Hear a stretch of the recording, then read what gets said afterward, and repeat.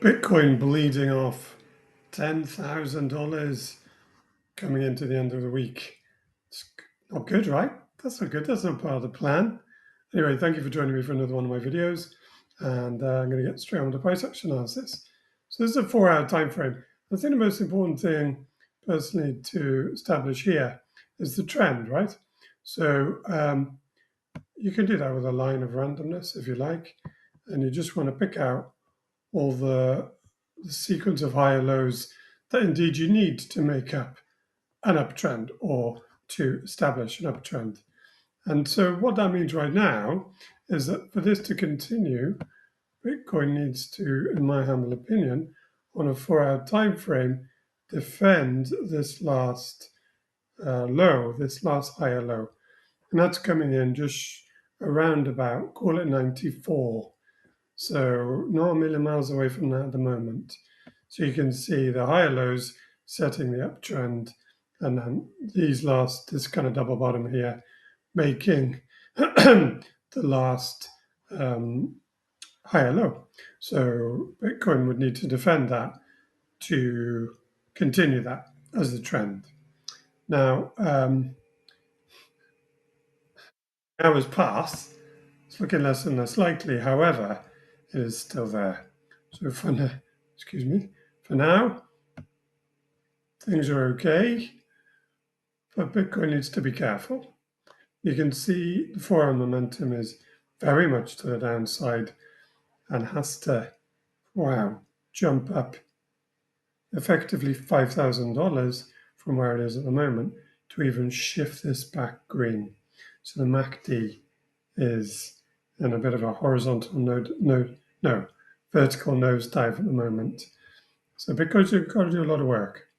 I was going to put the Bollinger Bands on, but it's fairly choppy, as it has been really since over here, which was basically the last week in November.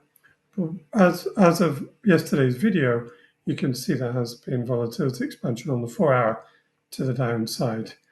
And as I said in yesterday's video, that was likely to be the case if the price was below the midpoint, i.e. the 20 SMA on the Bollinger Band. And that's what happened. So, it's not looking particularly good on the lower time frames. Not if you're looking for more upside. Let's have a look.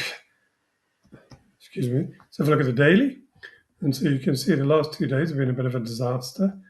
It was yesterday all the way down from 106 to 100, and then about the same percentage move so far today, a little bit less, about a 6% bleed yesterday, and then about a 4 or 5% bleed today.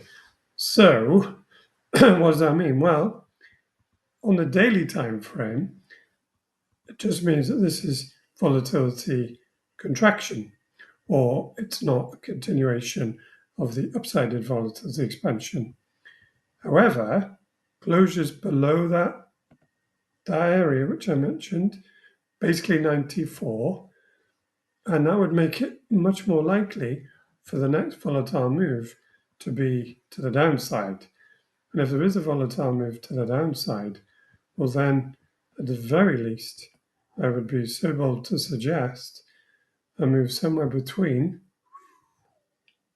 closure is, no, let's say this first, towards 85K first. Now, on a weekly time frame, that would likely be a really good area, a good opportunity. Should the bull run continue, which is very likely it will. From a timing point of view, there's absolutely no reason why the bull run would end towards the end of 2024. And also the higher time frames are still in a massive uptrend. So a pullback should 94K on a daily time frame be lost, then potentially a move down towards 85, where I'd expect to see Bitcoin hit support with a lot of buyers. For now, if Bitcoin is going to on a daily time frame just goes sideways. So something like this.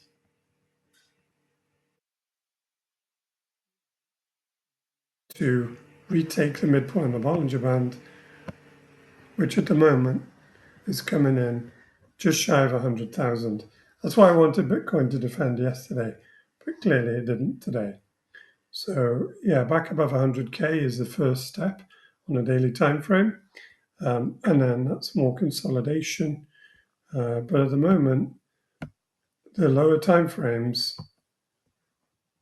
momentum's to the downside on the 4 hour, and the daily is just loading up, still to the upside, but you can see it's pointed down, still quite far away from the zero line, but Bitcoin needs to do an $8,000 move just to turn this back green. So lower time frames, momentum definitely to the downside, and I would suggest that on a daily time frame, Bitcoin needs to get back above pretty much 100K to sort of negate all of this negativity. I don't know why I'm making it positive or negative, because there might be people selling, wanting the price to come back down to then buy at a lower price, which is exactly the way you should do things. But I think most people are still long or still holding on to their Bitcoin, and therefore they want the price to go up. I think that'll do for today. I'll check in on CME tomorrow because it'll be around about its weekly closure, and we'll see where things are.